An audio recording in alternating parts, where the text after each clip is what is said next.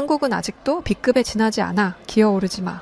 미 매사추세츠 MIT 공과대학 강의실에서 터져나온 이 한마디는 폭발적인 사건의 시작이었습니다. 1965년 전쟁의 폐허 속 60년 전에 한국을 처음 방문했던 MIT 레스터 트로우 교수. 강의장에서 벌어진 대치 상황에 팩트로 세계 각국에서 온 미래 경제 중심에 설 사람들을 일갈시켜버립니다. 과연 이곳에서 어떤 충격적인 일들이 벌어졌던 것인지 오늘 이야기 지금 바로 시작하겠습니다. 미국 매사추세츠 MIT 공과대학에서 군사학과 ROTC 교육을 이수 중인 미국 국적의 얀센 비올라라고 합니다. 저는 아주 훌륭한 미 여장교를 꿈꾸는 학생이에요. 사실 저는 제가 MIT에 입학하기 전까지만 해도 오늘 이야기의 중심이었던 한국에 대해서 깊이 있게 안다거나 관심을 갖는다거나 하는 편은 아니었습니다. 그냥 K-팝이 요즘 전 세계적으로 뜨고 있다더라. 한국 드라마가 재밌대. 정도의 막연한 이미지를 가지고 있었죠. 그런데 MIT에 오고 나서 그리고 하버드와 협력하는 ROTC 프로그램을 통해 한국인 동기들과 만나고 또 레스터 투로우 교수님이 강조하신 한국의 역사와 성공 비결에 대해 배우면서 점점 더 한국이라는 나라가 궁금해지더라고요. 그래서 그 과정에서 있었던 일을 제가 직접 겪고 느낀 바를 최대한 생생하게 전해보려고 합니다. 먼저 제가 한국에 관심을 갖게 된 결정적 계기가 된 투로우 교수님 이야기를 해볼게요. 교수님은 MIT에서 수십 년째 경제학, 군사학, 그리고 동아시아 정세 같은 다채로운 분야를 강의해 오신 분이거든요. 저뿐만 아니라 다른 많은 학생들도 교수님 수업을 들으며 한국, 거긴 정말 어떻게 된 거야? 한번 무너졌던 나라가 이렇게 기적처럼 부활한 거 맞나? 라는 생각을 많이 하게 된답니다. 특히 교수님 스스로가 1965년에 그러니까 불과 19살 나던 해에 한국을 처음 찾았다고 하시더군요. 그 당시 한국은 전쟁 직후라서 아무것도 없는 세계 최빈국 중 하나로 꼽히는 상태였는데 이상하게도 그 처참한 현장에서 오히려 이 나라가 언젠가는 어마어마한 일을 칠 것이라는 예감을 얻었다고 해요. 교수님이 느꼈다는 예감은 무엇이었을까요? 제가 교수님께 직접 여쭤봤더니 그건 가난 한가운데서도 절대로 공부를 포기하지 않는 사람들의 눈빛, 그리고 이미 그때부터 존재하던 한글과 금속활자 같은 한국 특유의 문화유산이 나에게 큰 충격이었기 때문이라고 하시더라고요. 예를 들어서 무너진 건물들 사이를 지나다 보면 허름한 서점 하나가 나오는데 책 표지가 너무 해져 글씨가 몽땅 닳아버릴 정도였답니다. 그 이유가 뭔지 아세요? 한 권을 여러 명이 돌려가며 또 돌려가며 읽고 베끼고 해서라는 거죠. 교수님은 그걸 보고 처음엔 말 그대로 세상에 이런 일이 다 있나 싶은 충격을 받았대요. 그런데 그 충격이 곧 존경심으로 바뀌어 언젠가 이 나라가 반드시 놀라운 성과를 낼 거다라는 확신을 품게 된 겁니다. 그 후 교수님은 MIT로 돌아와 한국을 연구하기 시작했고 어느새 50여 년이 훌쩍 지났죠. 그 사이 한국은 세계가 깜짝 놀랄 만큼 성장해 경제, 문화, 군사력 등 다방면에서 선진국 반열에 올랐습니다. 그리고 교수님은 말씀하셨어요. 이 현상은 우연이 아니라 필연이다. 한국은 오래전부터 자기만의 고유한 혁신 DNA를 갖고 있었다. 저는 교수님이 말씀하시는 혁신 DNA가 뭔지 매우 궁금했고 수업과 세미나를 통해 반복적으로 듣다 보니 자연스럽게 제가 완전히 빠져들었달까요? 요약하자면 교수님이 제시하신 한국의 성장 비결은 크게 세 가지였어요. 세계 최초의 금속 활자와 세계 모든 언어를 글로 표현할 수 있다던 한글, 그리고 한국인들이 가난 속에서도 끝끝내 놓지 않았던 교육을 꼽았죠. 물론 다른 여러 이유도 많겠지만 교수님은 이 세 가지가 한국은 이미 전통적으로 혁신을 추구해 왔다는 것을 단적으로 보여주는 사례라고 강조하셨죠. 저도 흥미가 생겨서 조금 깊게 파봤더니 정말 대단하더라고요. 사실 서양에선 구텐베르크가 세계 최초로 금속 활자를 사용해 인쇄술을 완성한 것으로 꽤 오랜 기간 알려져 왔잖아요. 그런데 이미 한국에서는 1377년 직지심체 요절을 금속 활자로 인쇄했고 심지어 그보다 더 앞선 기록으로 1234년에 상정고금 애문이라는 금속 활자본이 있었다고 전해지더군요. 교수님은 이 사실을 처음 알았을 때 도대체 어떻게 된 거지? 내가 알던 역사가 뒤집히네? 라며 엄청난 흥분을 느꼈다고 해요. 더 흥미로운 건 구텐베르크가 나중에 금속 활자 인쇄술을 발전시킬 때 아시아에서 넘어온 기술적 요소를 일부 참조했을 가능성이 충분히 있다는 거예요. 금속 활자라는 건 단순히 책을 좀 더 빨리 찍어낸다 정도로 그치지 않았고 전 세계의 지식혁명과 르네상스를 촉발한 데 사건이잖아요. 그 기술을 한국이 먼저 확립했다는 것 자체가 원래 한국인들에겐 굉장히 정교한 기술력을 발휘하고 또 지식을 널리 전하려는 전통이 있었다는 사실을 증명해 줍니다. 교수님은 이런 부분이 훗날 한국이 반도체나 디스플레이, 전기차 배터리 같은 첨단 분야에서도 초격차를 내는 토대가 되었다고 분석하시죠. 왜냐하면 이미 정교함과 혁신을 문화적 유산으로 지니고 있었기 때문이라는 겁니다. 저도 이걸 들으면서 그래서 최근엔 한국산 반도체나 IT 제품, 또 K-드라마나 K-팝이 전 세계에서 각광받고 있나? 하고 무릎을 탁 쳤어요.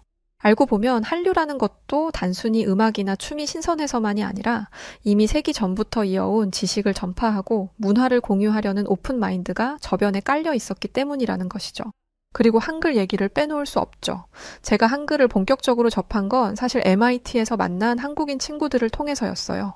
한국어가 알파벳보다 훨씬 더 과학적이고 배우기 쉽다며 자부하는 걸 듣고 호기심이 생겨서 어느 날 쉬는 시간에 간단한 한글 자모를 배워봤어요. 그런데 정말 발음 기관을 본떠 만든 자음과 하늘, 땅, 사람이라는 모음의 조합으로 모든 소리를 체계적으로 표현한다는 게 신기하더라고요.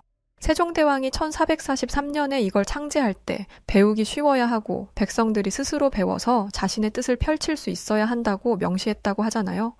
투로우 교수님은 한글을 단순한 문자 발명 그 이상으로 평가하셨어요. 왜냐하면 문자 시스템 하나가 바뀌면 사회 전체가 지식을 습득하고 소통하는 방식이 획기적으로 변하니까요. 실제로 조선 왕조 시절부터 한국은 한글을 통해 문맹을 빠르게 극복하고 근현대에 접어들어 다른 나라들보다 더 높은 문해율을 달성하는 토대를 마련했죠. 지금은 AI 시대가 오면서 오히려 한글이 컴퓨터가 처리하기에 최적화된 언어로 주목받는 현상도 벌어지고 있어요. 이처럼 500년 전의 과학적 설계가 21세기 최첨단 기술 시대에도 통한다는 게 정말 놀랍지 않나요? 마지막으로 교육열. 이건 한국 하면 떠오르는 대표적 이미지이기도 하죠. 저만 해도 한국인 친구들을 지켜보면 이 사람들은 정말 천성이 공부를 좋아하나? 언제 저렇게 열심히 하지? 라는 생각이 들 때가 많아요. 밤늦게까지 스터디룸에서 머리를 싸매고 오히려 제가 지칠 정도로 치열하게 토론하고 그러면서도 그래야 발전하지 라고 자연스럽게 받아들이더라고요. 투로우 교수님이 과거 1960년대 서울거리에서 봤다는 장면이 딱 그걸 보여줍니다. 무너진 건물들 사이로 폐허가 가득한데도 밤늦도록 촛불 켜놓고 공부하는 학생들이 있었다고 해요. 일단 끼니를 걱정하는 것보다도 자녀 교육이나 자신의 학업을 더 우선시하는 모습은 쉽게 이해가 안 갔지만 그게 지금 한국의 저력을 만들어낸 원동력이 되어준 거죠. 지금 한국은 OECD 국가 중 대학 진학률이 최상위권이고 학업 성취도 역시 상위권에 속해요. 그뿐만 아니라 평생교육 열풍이 일어나서 은퇴한 노인까지도 새 기술을 배우러 다니고 직장인들이 퇴근 후 외국어를 공부하는 광경이 자연스럽다고 합니다. 지식은 부의 핵심이며 실패해도 다시 배워 도전하면 된다는 믿음이 한국인들 사이에 뿌리 박혀 있기 때문이죠. 이게 대체 어디서부터 시작되었느냐 하면 조선시대에는 과거 제도가 있어서 신분과 상관없이 시험을 통해 출세할 수 있었던 전통, 그리고 유교 문화권에서 학문을 매우 숭상하던 풍토가 결합되어 현대에 이르러 더욱 폭발적으로 드러났다고 하더군요. 결국 한국이 지금의 세계에서 가장 우수한 국가로 칭송받고 있는 이유가 되었을 겁니다. 미국인인 제 시선에서도 한국은 고작해야 5천만 인구로 수억 명 인구를 가진 나라들을 상대로 전혀 뒤지지 않으니까요. 경제력, 세계에서 손에 꼽히고 군사력, 이 역시 세계에서 5손가락에 들죠. 문화산업, 거의 세계 최강 수준이죠. 기술력은 또 어떻나요? 한국을 가본 사람들은 다들 유럽국보다 100년은 앞선 미래 도시다라고 할 정도죠. 한국의 노래들이 세계에 울려 퍼지고 한국의 배우들이 할리우드에 등장하는 것도 모자라 세계 최고의 사람들을 꼽는 시상식에서도 한국인들을 지금 우리는 TV에서 아주 쉽게 찾아볼 수 있어요. 그런데요, 저야 교수님의 영향으로 한국에 대해 깊게 팠다가 한국의 저력을 뒤늦게 알게 된 것이지만 미국에는 아직도 이런 한국의 힘에 대해서 모르는 사람들이 많답니다. 제가 한국을 파기 전의 모습처럼 말이죠. 그런데 어느 날 한국에 대해 무지했던 세계 각국의 유학생들이 이 한국으로 인해서 아주 충격을 받게 되는 사건이 하나 있었습니다. 그 발단은 바로 한국을 경쟁국도 아닌 자신들의 아래라고 보는 일본 학생들 때문이었어요. 저를 포함한 각국의 유학생과 ROTC 학생들은 동북아 정세와 관련한 강의를 듣게 되었습니다. 러시아가 우크라이나를 침공하고 중국이 대만을 압박하며 한밀 3국이 군사협력을 더욱 강화해야 하는 상황이 전개되고 있었거든요. 투로우 교수님께서는 한국, 미국, 일본은 과거에 얽힌 갈등이 많았음에도 지금은 협력을 논의하고 있다.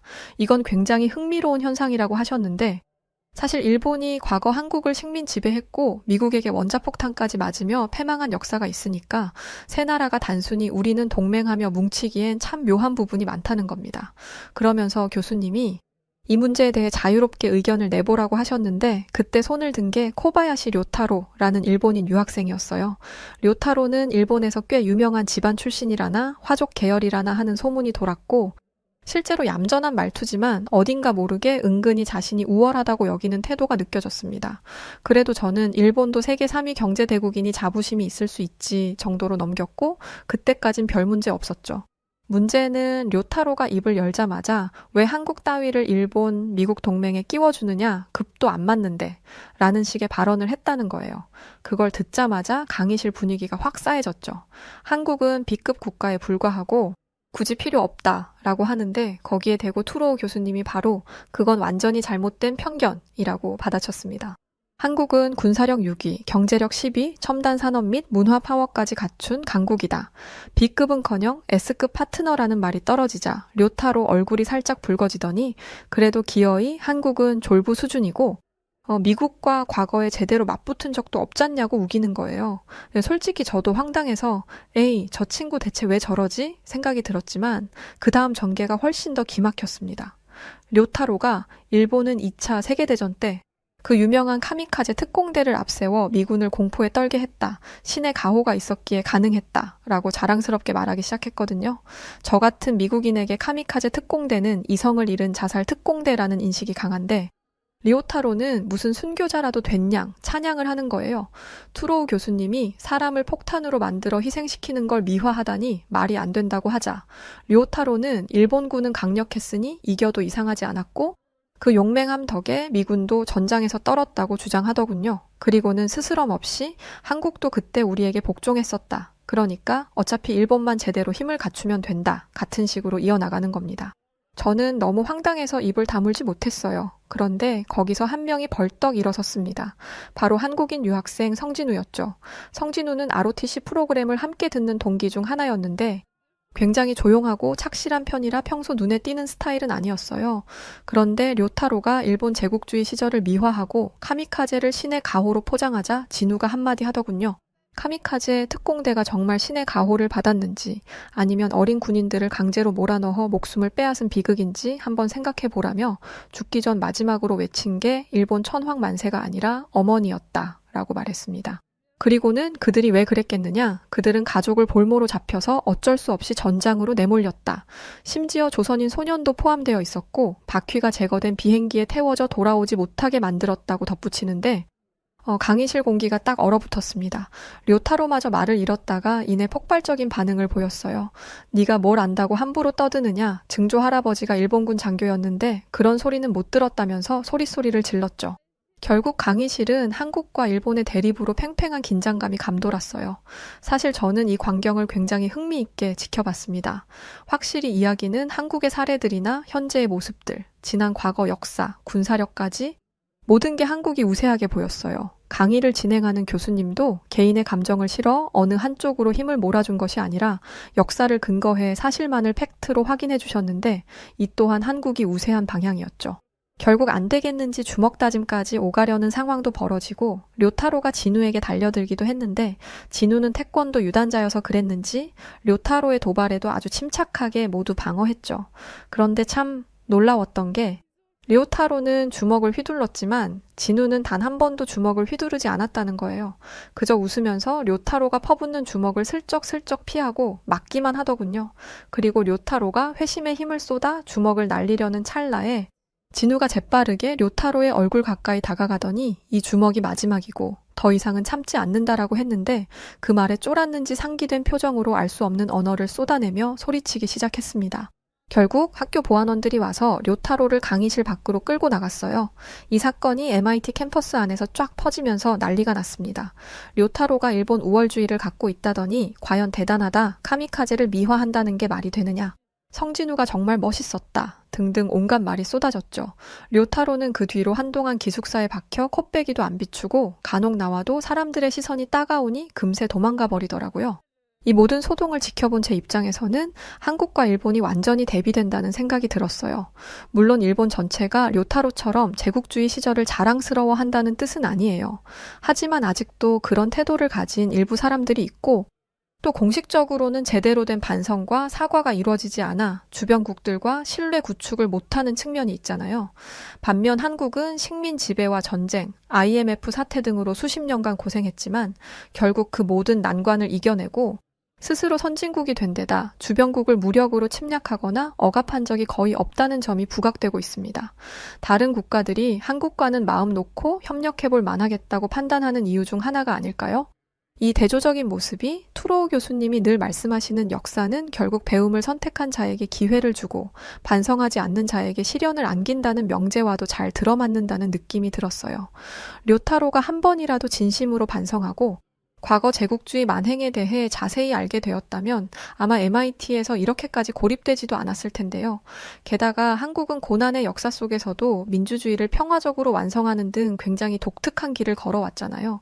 교수님 말씀에 따르면 전쟁 이후 가난의 역경들을 지혜와 노력으로 이겨내고 시민이 주체가 되어 민주화를 이룬 일은 세계사적으로도 보기 드문 사례라고 하더라고요. 대부분 후발국들이 민주화를 시도할 때는 치열한 내전이나 다시 군부 쿠데타가 일어나 큰 혼란을 겪는 경우가 많으니까요. 그런데 한국은 비교적 평화적 시위와 시민의식의 발전을 통해 그걸 이뤄냈다는 겁니다. 그러니 경제력뿐만 아니라 정치, 사회적으로도 빠르게 선진국 대열에 진입할 수 있었던 거죠. 저는 그래서 더욱 한국이 대단해 보였고, 료타로가 한국은 졸부라고 폄하할 때 졸부가 아니라 온갖 고난을 정당하게 이겨낸 모범 국가라는 생각이 들었습니다. 그러니 미국이 한국을 동맹으로 삼으려 하고 MIT 같은 명문에서 한국인 유학생들을 활발히 영입하려는 현상이 그저 우연이 아니겠죠. 실제로 이곳에서 만나본 한국인 친구들은 정말 열정적이고 무언가를 배우거나 만들어내는데 기쁨을 느끼는 듯 했습니다. 그 에너지가 종종 부럽기도 했지만 한편으론 제게도 자극이 되었고 나도 열심히 공부해야겠다라는 동기부여가 되었어요. 또 레스터 투로우 교수님이 덕분에 알게 된 한국의 세계 최초의 금속 활자, 유례 없는 한글, 집요한 교육 열과 실제 대학 강의실에서 벌어진 코바야시 료타로의 오만함과 성진우의 논리적 대응, 그리고 갈등은 뇌리에 깊게 남았죠. 저야 대학생이고 관련한 내용들을 공부하는 학생이라서 시대의 흐름을 알지만 미국에는 교육을 받지 못해 지식을 내려놓고 사는 사람들이 정말 많아요. 아마 그런 사람들은 제가 지금 써내려 가고 있는 이야기를 들으며 정말 그 정도로 한국이 대단한가? 혹은 일본 학생이 그렇게까지 말하다니 좀 과장된 건 아니야? 라고 의구심을 가지실 수도 있겠지만 전 확실히 목격했습니다. 료타로는 진심으로 그렇게 믿고 있었고 그걸 전혀 부끄러워하지 않았어요. 이게 거짓이 아니라 실존하는 사상이라는 걸 생각하면 역시 아직 세상엔 다양한 사람들이 존재하고 과거 제국주의의 망령이 완전히 사라지지는 않았다는 걸 깨닫게 됩니다. 물론 그렇다고 제가 일본 전체를 미워하게 된 건 아니에요. 저도 알고 있습니다. 일본에는 반성적인 자세를 지닌 사람들도 많고 평화와 협력을 바라는 사람들이 대부분이라는 거요. 다만 료타로 같은 극단적인 인물이 존재한다는 사실이 중요하죠. 역사는 거울과 같아서 우리가 어떤 잘못을 인정하고 고치지 않으면 그 어둠이 계속 우리 발목을 잡거든요. 그걸 한국과 일본이 아주 잘 보여주고 있다고 봐요. 한국의 사례를 보면 식민 지배와 전쟁으로 폐허가 되었음에도 불구하고 스스로 혁신의 길을 찾아내고 이웃 국가들과 협력해서 세계가 놀랄 만한 성장을 이뤄냈습니다. 반면 반성을 거부하는 사람은 카미카제는 신성했다라는 식의 허무맹랑한 이야기에 갇혀 미래를 제대로 보지 못하죠. 투로우 교수님께서 종종 하시는 말씀 중에 이런 게 있어요. 한국의 위상은 이제 막 시작일 뿐이다. 앞으로 10에서 20년 후면 한국은 문화와 기술 분야에서 더 견고한 위치를 확보할 것이다. 실제로 K-팝이 미국 빌보드 차트를 석권하는 건 이제 뉴스거리도 아니고 넷플릭스에서 한국 드라마가 전 세계 1위를 하는 것도 자연스러워졌어요. 대학가에서도 한국어를 배우려는 열기가 엄청난데 영어와 스페인어 다음으로 한국어 학습자가 늘고 있다는 통계도 있더군요. 전 이 흐름이 우연이 아니라고 봐요. 한국만의 고유한 문화유산이 꽃피는 현상이라는 말에 공감할 수밖에 없습니다. 또한 최근 저는 한국인 친구들을 더 사귀면서 한국이 왜 이렇게 빠른 속도로 성장했을까? 이 질문에 대한 답을 조금씩 더 구체적으로 얻고 있어요. 예를 들어서 제 한국인 친구 중에는 우리 부모님 세대가 집 한 채도 없었고 가난으로 고생하셨지만 그래도 끝까지 공부를 놓지 않고 반도체 산업으로 재기에 성공했다고 말하는 애도 있어요. 그게 무슨 의미냐면 한국에는 위기를 만나면 포기하기보다 오히려 혁신을 고민하며 성장의 발판으로 삼는다는 집단적 DNA가 있다는 거죠. 그러면서 저에게 한국인 친구가 영상 하나를 보여줬었는데 영상에 나오는 한국인 교수님이 이런 말을 하더라고요. 세계에서 발명되는 수많은 제품들이 많은데 이걸 세계에서 가장 잘 활용하고 잘 쓰는 사람들이 바로 한국인들이라고요. 왜냐하면 한국인들은 뭐든지 성미가 급해서 빠르게 하는 것을 좋아하다 보니 발명된 수많은 제품들이 더디거나 그 능력을 제대로 보여주지 않으면 그걸 개조해서 원래 능력의 100%를 뛰어넘는 120%를 사용한다는 거였죠. 그런데 마지막 말이 더 인상적이었어요. 한국인들은 제품만 그렇게 쓰지 않았다고 했습니다. 한국이 어렵고 가난에 굶주리던 시절 앞선 부모님 세대의 분들은 자신의 몸과 자신의 정신, 자신의 노력도 120%씩 했다는 말이었죠. 이런 부모님 세대의 어른분들이 계셨기 때문에 한국이 세계에서 유례가 없는, 세계에서는 꿈꾸지도 못했을, 세계에서 누구도 해내지 못했던 일들을 이 작은 국가 한국에서 이뤄냈다는 말이었습니다. 정말 너무나 감동스러웠어요. 아직 저도 한참 성장하는 ROTC 학생에 불과하지만 그동안 학교 생활을 하면서 만났던 한국인 친구들과 교육을 통해 지난 역사를 알게 되면서 참 놀라운 국가라고 생각했는데 한국의 이례적인 발전과 성장에는 이런 비밀이 숨겨져 있었던 거였죠. 반면에 한때 세계 경제 2위였던 일본은 어떤 상황일까요? 학교에서 일본의 역사와 일본의 기술을 강의 주제로 삼지 않는다는 것만 봐도 현재의 상황을 이야기할 수 있어요. 이런 현실에 대한 반감 때문인지 이걸 부정하려는 친구들이 제법 있죠. 료타료만 봐도 알 수 있었으니까요. 리오타료는 사건 이후 끝내 한국을 B급이라 단정 짓고 카미카제 특공대를 찬양하는 모습에서 한 발짝도 나아가지 못했습니다. 그 결과는 참혹했죠. 주위 사람들의 눈총을 받고 결국 자취를 감추었으니까요. 이걸 보면 단순히 누가 옳다, 그르다의 문제를 떠나 결국 세상 흐름을 모르면 도태되는구나 하는 사실을 새삼 깨닫게 됩니다. 잘못을 인정하는 게 얼마나 어렵길래 하면서도 역사가 만든 편견이 이렇게 무서울 수 있구나 하는 생각이 들어요. 생각해보면 미국도 완벽한 나라는 아니잖아요. 과거에 흑인 노예 문제를 비롯해 여러 가지 잘못을 저질렀고 지금도 여전히 인종 갈등이나 국제 분쟁에서 비판받는 부분이 많습니다. 저는 그럴수록 우리가 어느 쪽이든 잘못을 저질렀다면 반성하고 한국처럼 끊임없이 배움을 추구해야 하지 않을까 하고 생각해요. 물론 한국이라고 모든 게 완벽하진 않겠지만 적어도 역경 속에서도 길을 찾고 민주주의와 기술 발전을 동시에 이룩한 나라라는 점에서 배울 점이 많으니까요. 시간이 흐르고 저는 ROTC를 졸업해 미 여군으로서의 길을 가고자 했는데 뜻하지 않은 사고를 당해 지금은 작은 카페를 하나 운영하며 평범하게 살고 있어요. 마트에 갔는데 술에 취한 취객이 차를 몰고 마트 안까지 돌진했었습니다. 근데 하필이면 제가 있던 곳으로 차가 밀고 들어와서 다리를 크게 다치게 되었습니다. 당시에는 너무 당황하고 놀라서 아무 생각이 안 들었었는데 병원에서 칭칭 감긴 다리를 보며 크게 좌절했던 기억이 생생합니다. 당시에 진짜 얼마나 많이 울었는지 몰라요. 그런데 그런 저를 위로해주고 병원에 찾아와 도와줬던 사람들이 대학 시절 친하게 지내던 한국인 친구들이었어요. 힘내라며 항상 응원해주고 위로하며 슬퍼하기보다 즐겁고 유쾌한 이야기들을 전해주면서 항상 웃음을 만들어주던 친구들이에요. 그리고 사실 굉장히 믿기 힘든 일이 하나 있었는데요. 바로 제가 지금 운영하는 이 카페에 한국인 친구들이 만들어준 메뉴가 하나 있는데 이 덕분에 저희 카페가 불야성을 이룬다는 사실이었어요. 제가 카페를 오픈하고 친구들이 하나같이 몰려와 축하의 인사를 해줬는데 한 친구가 한참 메뉴를 들여다보더니 자기 가방에서 뭔가 하나를 꺼내 저에게 주더라고요. 길쭉하고 노란 스틱이었는데 그게 바로 한국의 커피 믹스라는 것이었어요. 그걸 전해준 친구는 김수지라는 친구였는데 수지가 저에게 그랬었어요. 이거 지금 내가 하나 타줄 테니까 마셔보고 어떤지 알려줘. 처음에는 무슨 맛이 나려나 싶어서 별 생각 없이 타서 마셔봤는데 제가 미국에 태어나서 한 번도 맛보지 못했던 커피의 맛이었어요. 엄청 달콤하고 고소한 향도 나면서 계속 마시고 싶게 되는 그런 맛이었죠. 우리 미국에서 팔던 라떼와는 전혀 다른 거였어요. 그 이후에 친구들과 이와 비슷한 맛을 내기 위해서 커피가루와 설탕, 프림들을 적절하게 배합했었고 실제 커피 믹스와는 맛이 완벽하게 똑같지는 않지만 아주 달콤한 커피를 만들어낼 수 있었습니다. 그래서 그걸 제가 코리 믹스라는 이름으로 지었거든요. 코리아의 코리와 커피 믹스의 믹스를 붙여서 만들었는데 처음에는 하루에 한 잔도 팔리지 않아서 손님이 뜸하던 날 제가 마시려고 한 잔을 타서 앉아 있었는데 한 손님이 들어와서는 제가 마시는 걸 보고 제가 마시던 걸 마시고 싶다고 하셨었죠. 그래서 제가 메뉴에 있는 코리믹스가 이것이라고 말해줬더니 한 잔 드시고 정말 깜짝 놀라며 너무 맛있다고 하셨던 게 바로 시작이었어요. 이후에 저희 카페에서 가장 많이 팔리고 가장 많이 찾는 것이 바로 코리믹스입니다. 미국 전역을 돌아다녀도 이 메뉴는 저희 가게밖에 없다 보니까 더 많은 분들이 찾아주시는 것 같아요. 참 어떻게 생각하면 한국과의 인연이 깊다는 기분이 들어요.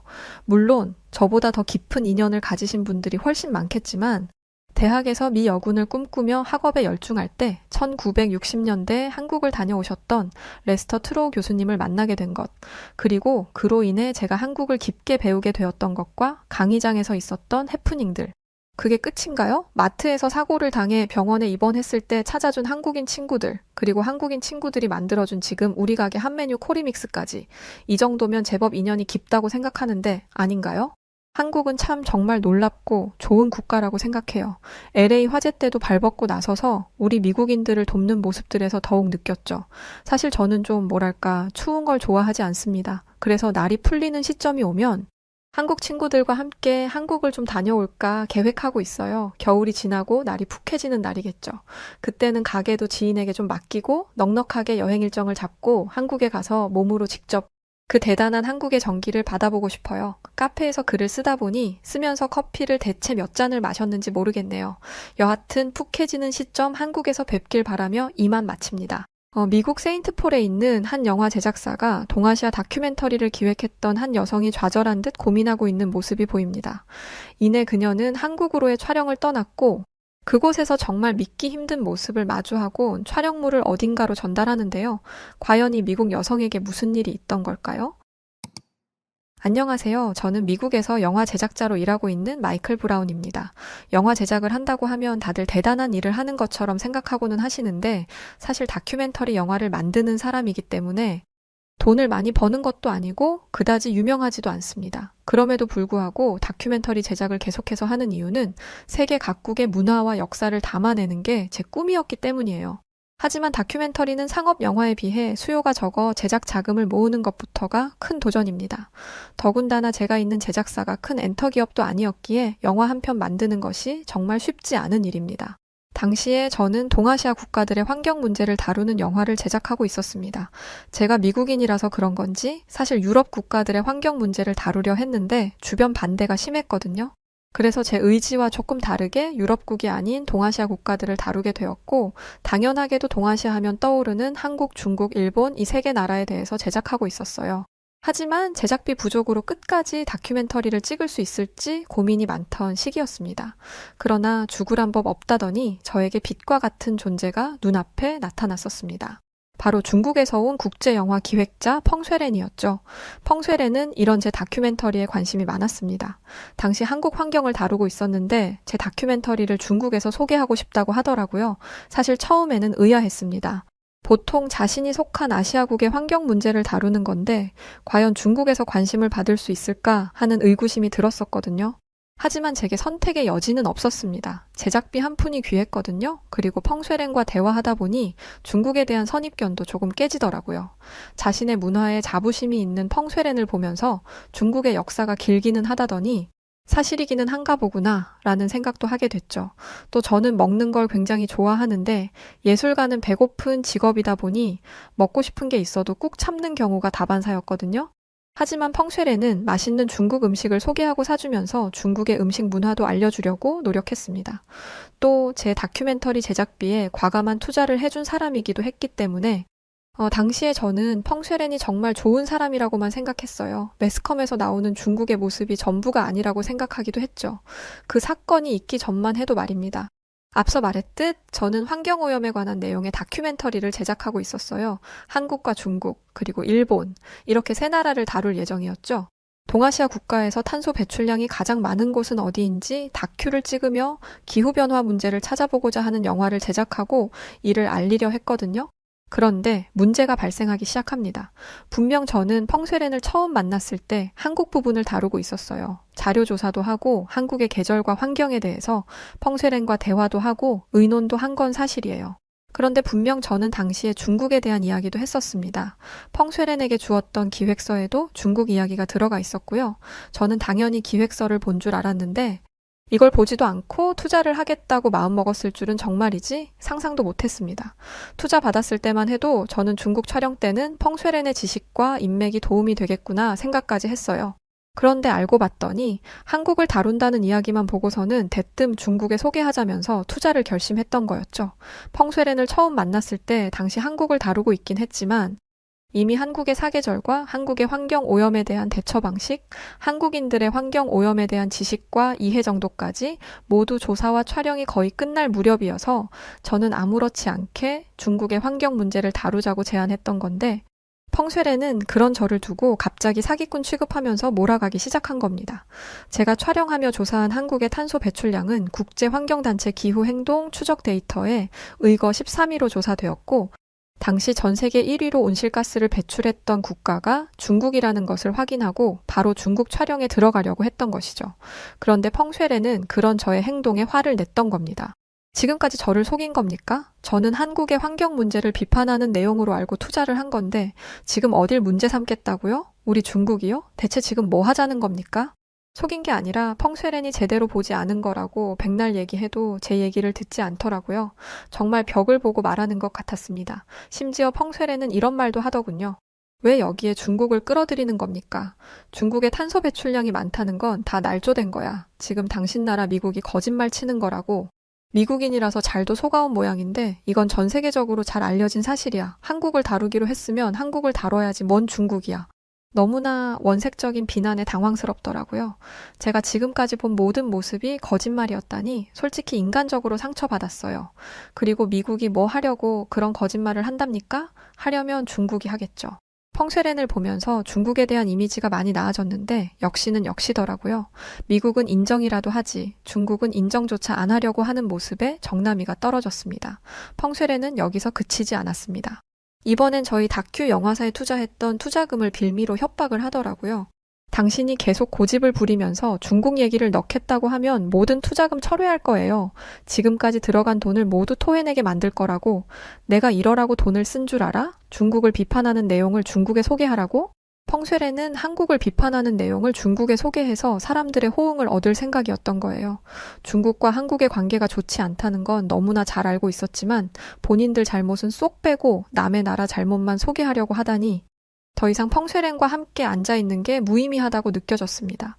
솔직히 투자금을 회수한다고 하는 말에 살짝 위축되기는 했어요. 투자금을 회수하는 건 불가능하다고 이야기했더니 저를 사기죄로 고소한다고 했거든요. 미국의 그런 가짜뉴스를 퍼뜨리려고 하다니 당신들이 우리 중국을 욕보이게 하는 주 범인들이었구만. 내가 당장 당신들 고소할 거야.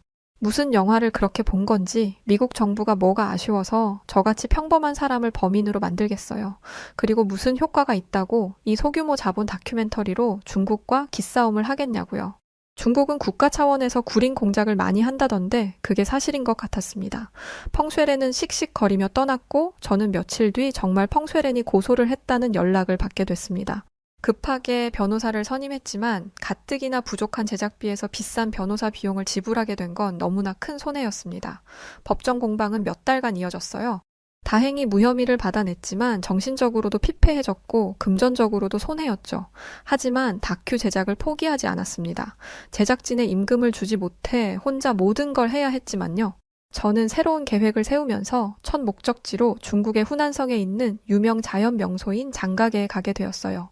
중국의 광활한 자연을 보여주면서 중국인들이 왜 자연을 지켜야 하는지 알리기 위해서였죠. 정신없이 촬영 장비를 세팅하고 자연 풍경을 촬영하고 있는데 중국인들로 보이는 사람들이 저를 부르더라고요. 그러더니 굉장히 날선 목소리로 지금 우리 찍고 있는 거예요? 라고 하더라고요. 순간 차갑게 돌변했던 펑쇠렌이 생각나면서 심장이 덜컥 내려앉았지만 침착하게 대답했습니다. 아닙니다. 저는 이 절벽과 주변 환경을 촬영하고 있어요. 환경과 다큐멘터리를 만들고 있거든요. 사람은 찍지 않아요. 그러나 제 설명에도 불구하고 그들의 표정은 점점 더 험악해졌습니다. 그러더니 갑자기 소리를 지르더라고요. 보통 목소리를 천천히 높이다가 소리를 지르는데 그런 것도 없었어요. 정말 당황스럽더라고요. 짧은 머리에 몸에 문신까지 하고 있던 중국인들 사이에 둘러싸이게 되니 사실 솔직히 정말 많이 무서웠습니다. 그리고 중국인들은 저에게 협박하기 시작했죠. 거짓말하지 말고 카메라 내놔. 방금 분명히 우리를 찍었지? 아니야? 어? 당장 카메라 내놓으라고. 그게 싫으면 돈을 내. 무슨 준비라도 했던 사람들처럼 함께 있던 사람들은 죽이 척척 맞았습니다. 영어까지 잘 구사하는 사람까지 있던 걸 봐서는 중국을 찾은 해외 관광객들을 상대로 이런 일들을 종종 벌이는 것 같았어요. 그러면서 심지어 제 카메라를 뺏으려고까지 했습니다. 공격적으로 손을 뻗어 제 카메라를 빼앗으려 하길래 저는 본능적으로 카메라를 감싸 안았습니다. 그러나 여러 명이 저를 잡고 흔드는 바람에 결국 카메라를 놓쳤고 카메라가 언덕 밑으로 빠르게 굴러 떨어지면서 카메라는 산산이 조각나고 말았어요. 급하게 내려가서 카메라를 주워 담았는데 중국인들은 미안한 기색 하나 없이 제게 와서는 당장 카메라와 돈을 내놓으라는 말만 하더라고요.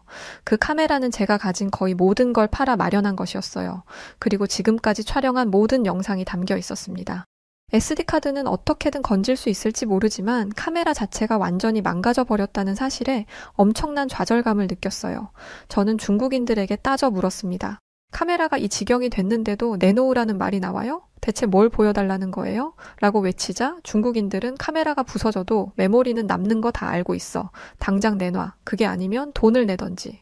저는 제가 모든 걸 팔아 마련한 제 카메라가 부서진 탓인지 저도 모르게 더 이상 참을 수 없었는지 무서움도 잊은 채 중국인 무리를 향해 거칠게 소리쳤습니다. 내가 내 카메라로 촬영을 하는데 무슨 상관입니까? 그리고 여기는 공공장소예요. 내 권리를 당신들이 뭔데 뺏으려고 난리야. 그리고 사람 찍지 않았다고 말했잖아. 당신들이 예의 바르게 부탁했으면 그냥 보여줬을 거야. 그런데 당신들은 어떻게 했어? 대뜸 화를 내더니 나를 공격했잖아. 중국인들은 제 말을 듣고도 비아냥거렸습니다. 아니 우리가 화를 내긴 뭘 내? 그냥 중국인이라 목소리가 좀 큰 것뿐인데? 그리고 떳떳하면 아무리 큰 소리를 냈어도 보여주면 될 일 아니야? 보여주기 싫음 돈을 내라니까 돈도 없고 하여튼 미국 양키 놈들은 간이 콩알만 해서 별것도 아닌 거에 놀란다니까? 이렇게 말하면서 낄낄거리기도 하더라고요.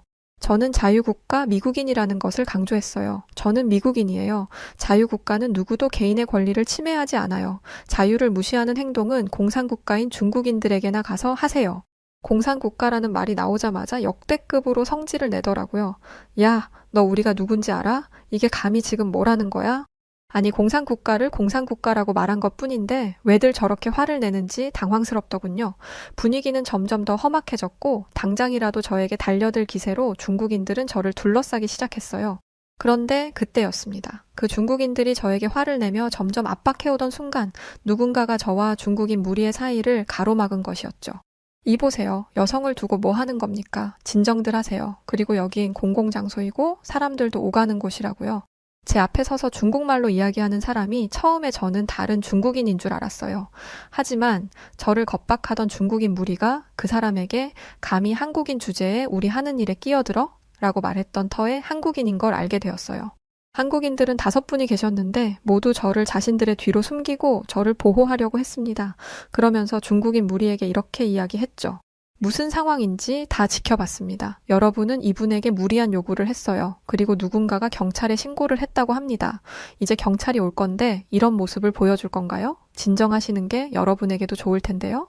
한국인의 강단 있는 목소리를 들은 중국인들은 이제야 조금 주춤하더라고요. 그러면서도 끝까지 억지 주장을 놓치지 않았습니다. 우리가 뭘 잘못했는데 우리를 찍었으니까 카메라 달라고 한 건데 그게 뭔 죄야. 그리고 우리가 보고 싶다고 하면 보여줘야지 돈을 내던가. 그리고 고작 한국인 주제에 지금 여기서 우리에게 해보잔 거야?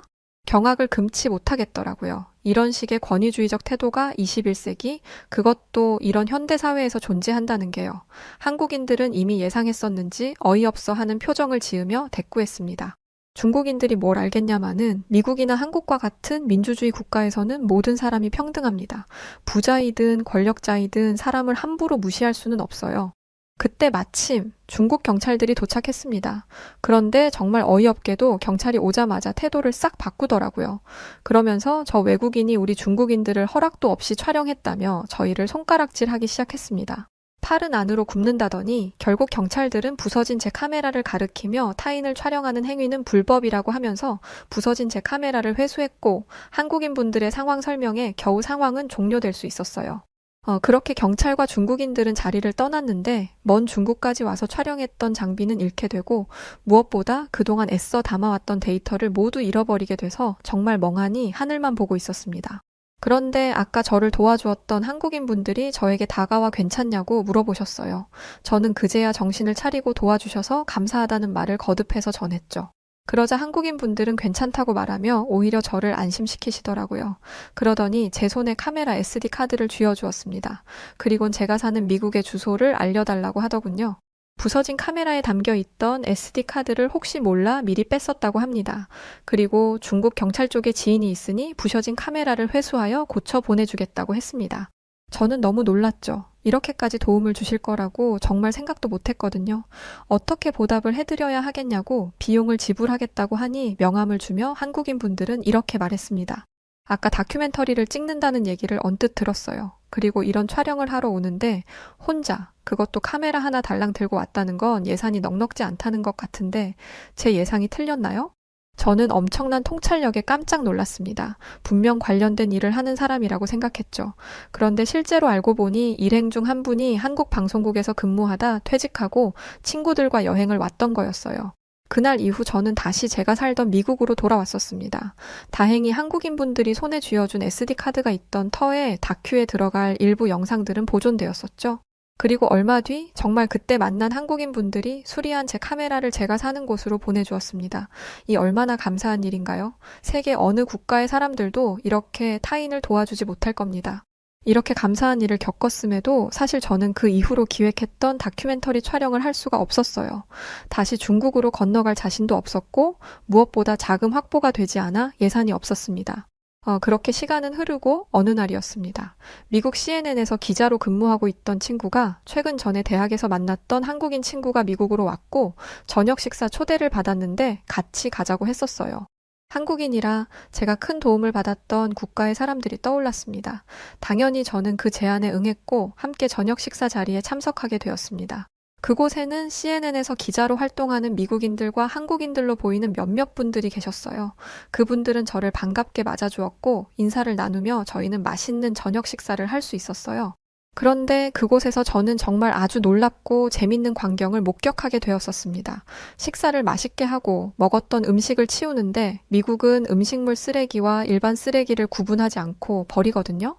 그런데 그렇게 음식물과 일반 쓰레기를 함께 치우는 모습을 보던 한 한국인이 지인에게 그 모습을 보며 혀를 끌끌 찼습니다. 아니, 미국에서 쓰레기 버릴 때마다 양심에 찔리네. 너는 안 그래? 그러자 한 한국인 분이 고개를 끄덕이더라고요. 나도 그래. 여기서 10년을 넘게 살았는데도 익숙해지지가 않네. 그런데 뭐 어쩌겠어. 내가 분리수거를 한다고 해도 바뀌는 게 없을 텐데 여긴 미국이잖아. 맞아. 한국에서는 이렇게 버렸다간 난리가 날 텐데. 이런 상황과 대화들을 지켜보던 저는 의아했죠. 쓰레기? 분리수거? 대체 이게 무슨 말인지. 여하튼 이 얘기를 들으니 환경 다큐멘터리를 만들던 제 귀가 쫑긋해지더군요. 무슨 얘기를 하는 건지 묻자 두 사람은 한국의 분리수거 시스템에 대해 설명해 주었습니다. 저는 분리수거 시스템을 언뜻 알고만 있었지 자세히는 몰랐어요. 그런데 한국은 이 분리수거를 굉장히 철저하게 지키더라고요. 일반 쓰레기와 음식물 쓰레기를 구분해서 버리는 건 기본이고 음식물 쓰레기 중에서도 버릴 수 있는 것, 버릴 수 없는 것이 정해져 있었어요. 얘기를 듣는데 듣는 것만으로도 뭔가 복잡하게 느껴지고 플라스틱, 깡통, 비닐, 음식물, 일반 쓰레기 등등 머리가 아프더라고요. 솔직히 미국은 그런 거 없어요. 일반 쓰레기든 음식물이든 그냥 다 같이 버려버립니다. 그래서 쓰레기장 주변에 온갖 벌레들이 들끓기도 하고 길고양이들이 기웃대거나 냄새도 심하게 납니다. 설마 이걸 다 기억하시는 거예요? 라고 물으니 두 분은 그걸 말이라고 하냐? 라는 눈빛으로 저를 쳐다보았습니다. 한국에서는 이게 정말 당연한 일상이더라고요. 게다가 재활용품도 종이, 플라스틱, 캔, 유리병을 분리해서 버린다고 했습니다. 게다가 쓰레기를 버릴 때는 깨끗하게 세척을 해서 버린다고 하더라고요. 택배 박스를 버릴 때도 테이프를 박스와 분리해서 버려야 한다고요. 심지어 플라스틱 페트병에 붙어있는 라벨까지 떼서 쓰레기를 분리수거한다고 했습니다. 솔직히 이걸 문서로만 봤으면 안 믿었을 겁니다. 이런 규칙이 있다고 해도 안 지킬 거라고 생각했어요. 우리 미국에서 이런 걸 시행한다? 아마 제 생각에 미국 인구 단 5%도 지키지 못할 일이라는 생각이 들었어요. 그런데 한국인들은 당연히 이걸 지키더라고요. 그리고 이게 환경을 위한 거라는 걸 알고 있었습니다. 실제로 한국의 재활용률은 세계 최고 수준이더라고요. 게다가 종량제 봉투라는 시스템도 놀라웠습니다.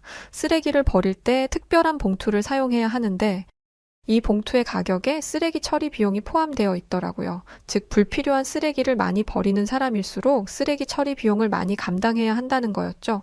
쓰레기 처리 비용을 아끼고 싶다면 자발적으로 쓰레기를 줄이게 만드는 아주 똑똑한 방법이었어요.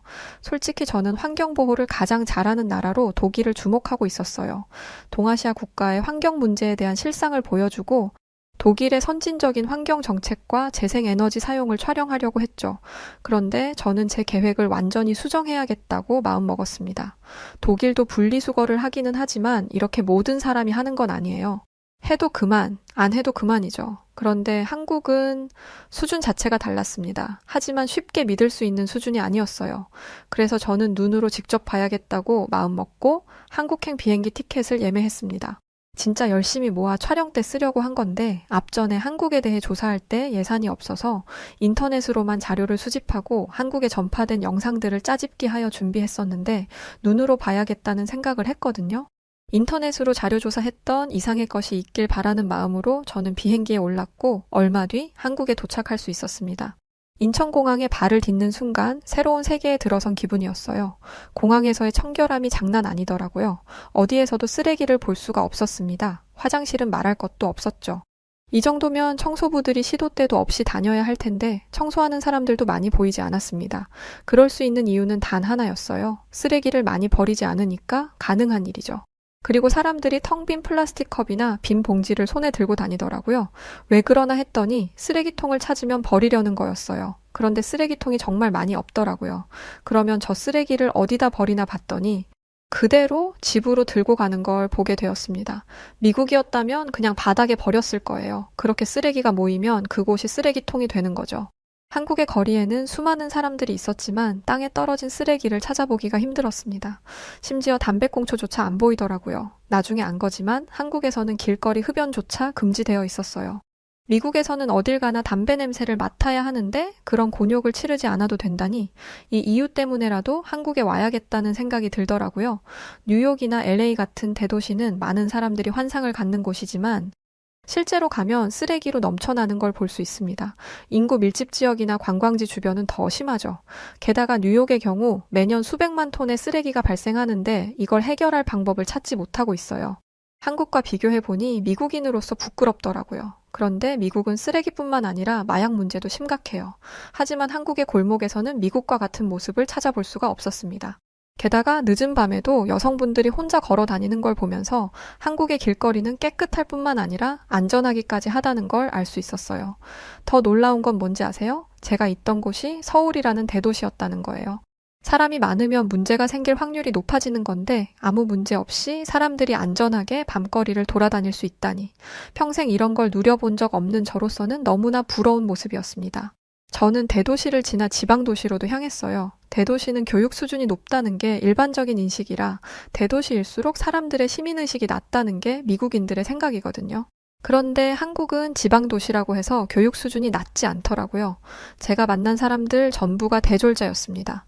저는 과거 촬영차 중국에서 갔던 지방도시를 떠올릴 수밖에 없었어요. 같은 아시아였으니까요. 아니 베이징만 해도 충격적이었죠. 거리는 쓰레기로 넘쳐났고 특히 플라스틱 쓰레기가 눈에 띄게 많았어요. 길거리 음식점이 즐비한 골목에서는 음식물 쓰레기와 기름때가 뒤섞여 불쾌한 냄새를 풍겼죠. 지방도시는 수질 오염 문제도 심각했습니다. 정말 죄다 죽은 강 같더라고요. 공장에서 나오는 폐수와 생활하수가 섞여서 강으로 흘러 들어가는데 미관상의 문제도 있었지만 냄새는 정말 참을 수 없을 정도였어요. 그런데 중국은 깨끗한 국가라고 모든 게 거짓된 이야기들이 송출되고 있는 것이라고 말하던 펑쉐렌이 떠오르더군요. 왜 진실을 숨기고 자신들의 국가의 치부를 감추려고만 하려는지 이해되지 않았습니다. 실제로 전 세계에서 가장 많은 온실가스를 배출했던 나라가 중국이었죠. 전 세계가 합산 배출했던 온실가스는 약 500억 메트릭 톤에 달하는데 이 중에 144억 메트릭 톤을 중국이 내보내고 있었어요. 이거에 비하면 한국의 환경은 천국이나 다름없었죠. 고작 6억 7천만 메트릭 톤의 온실가스만 배출하는 국가였으니까요. 중국과 20배가 넘게 차이가 났던 겁니다. 실제로 제가 본 한국의 하늘은 맑았고 한강은 깨끗했어요. 게다가 청계천의 수질은 상상 이상이었습니다. 대도시 한가운데를 가로지르는 강의 수질이 그 정도라니 사람들이 신발을 벗고 발을 담그며 더위를 식히는 모습이 너무나 아름답더라고요. 자연과 도시의 공존이라니. 환경을 보존해야 하는 이유를 설명할 때 이 장면을 넣으면 되겠다고 생각했습니다. 시골은 뭐 말할 것도 없었죠. 어딜 가든 풀 냄새가 나는데 요양을 하러 온 기분이었습니다. 풀 냄새, 물 냄새가 이렇게 쾌적하고 청정한 것일 거라곤 상상도 못했어요. 한국에 오지 않았다면 아마 평생을 살아도 경험하지 못했을 거예요. 미국으로 돌아가기 전 제가 간 곳은 강원도 영월이라는 곳이었어요. 아주 작은 도시였는데 저는 영월 시내에서도 더 깊숙한 곳으로 들어갔습니다. 깊은 곳으로 들어가니 더 깨끗한 자연이 나오더라고요. 그런데 놀라운 건 차 하나 들어가기도 버거운 길에도 분리수거함이 있다는 거였어요. 게다가 CCTV까지 달아서 쓰레기를 하부로 버리지 못하도록 하고 있었습니다. 그런데 더 놀라운 게 뭔지 아세요? 아마 이건 한국인 분들도 잘 모르실 것 같은데요. 한국에는 에너지 자립도라는 게 있습니다. 에너지 자립 마을은 외부로부터 공급되는 에너지를 줄이고 마을 공동체에서 자체 에너지를 개발하는 거예요. 당연히 신재생 에너지를 사용해서 아주 환경 친화적으로 에너지를 만들고 있죠. 맨날 화석이나 태우고 석유나 뽑아내는 다른 국가들과는 전혀 다른 모습이었습니다. 이건 일전에 자료 조사를 하며 찾았던 건데 한국에 오게 된 이상 안 와 볼 수가 없었어요. 한국은 잘 사는 나라잖아요. 다른 나라에서 에너지원을 수입하는 게 어려운 일이 아닐 텐데 이런 사업을 국가 차원에서 한다는 점이 놀라웠습니다. 저는 다큐멘터리를 어떻게 완성할 것인지에 대한 해답을 한국에서 찾았습니다. 그런데 한국에서 오랫동안 촬영을 하려면 제작비가 걱정이더라고요. 그래서 SNS에 하소연하는 글을 썼는데 어떻게 알았는지 한국 독립영화 제작팀에서 연락이 왔어요. 자기들이 도와줄 수 있을 것 같다고 하더라고요. 저는 그분들의 도움을 받아 사무실에서 숙식을 해결하며 촬영을 이어왔습니다. 그런데 제작팀이 엄청난 소식을 물고 왔어요. 바로 한국인 투자자가 저희 다큐멘터리에 자본을 댄다는 거였습니다. 그런데 말이 투자지? 이거는 후원이나 다름없어요. 다큐멘터리 영화로 수익을 기대한다는 게 말이 안 되니까요. 제가 이런 말을 하면 안 되지만 왜 투자를 하는 건지 궁금했습니다. 그 투자자분은 이런 내용이 세계에 알려져서 많은 나라들이 환경 보전의 필요성을 깨닫길 바란다고 하셨어요. 그러면서 덧붙인 말이 굉장히 멋있었는데요.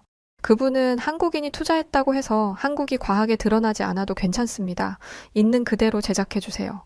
한국의 위상이 드높아지는 것도 자랑스러운 일이지만 거짓이 있어서는 안 된다고 생각해요. 라고 말씀하셨어요. 지난날 누구와 너무나 다르더라고요. 저는 한국의 도움으로 환경 다큐를 완성해서 환경보호단체에 보냈습니다. 그런데 이 소식을 어떻게 알았는지 펑쉐렌에게서 문자가 왔었어요. 아니 기어코 중국 이야기를 넣었어? 이 영화가 대중에게 공개되면 중국 동포들이 널 가만두지 않을 거야. 지금이라도 중국 내용을 삭제한다면 너그럽게 넘어가겠어. 그러니 빨리 중단해. 여전히 자신이 대단한 사람인 양, 윗사람인 양 구는데 그냥 무시해버렸습니다. 어디 한번 해보라죠. 제가 이런 것도 각오하지 않고 다큐멘터리를 만들었을까요? 그리고 이제는 제게도 든든한 한국인 동료들이 생겼습니다. 그래서 더 이상 두렵지 않아요. 제가 만든 다큐멘터리가 언제 대중분들에게 공개될지는 모르겠지만 그날이 오면 꼭 한국인 여러분들에게도 공유하도록 하겠습니다.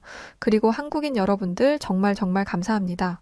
네, 오늘 사연 여기까지인데요. 뭐 저도 한국 사람이라 저희는 분리수거 이런 게 그냥 당연한 거라고 생각하고 있었는데 다른 나라는 아예 안 하고 있던 거였네요. 그러면서 무슨 환경 운운하는 건지 제발 우리 대한민국의 환경 시스템을 도입하셔서 전 세계가 다 같이 환경에 앞장섰으면 좋겠습니다. 자, 그럼 오늘 사연 어떻게 들으셨나요? 사연이 재밌으셨다면 구독과 좋아요 부탁드리고 그럼 지금까지 사연을 전해드렸던 여우튜브 송은지였습니다. 영상 끝까지 시청해주신 모든 분들 고맙습니다. 그리고 우리 구독자분들 모두 감사하고 사랑합니다. 당신만의 여우